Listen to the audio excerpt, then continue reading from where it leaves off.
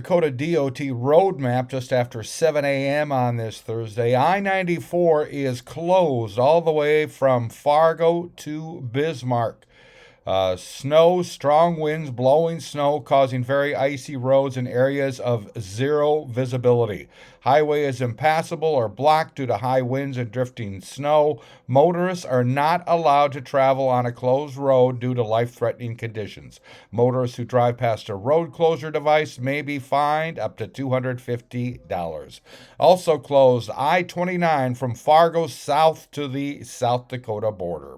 So blowing snow, blizzard conditions in the Southern Valley causing some road closures. I'm Neil Carlson reporting for iNewZ.TV.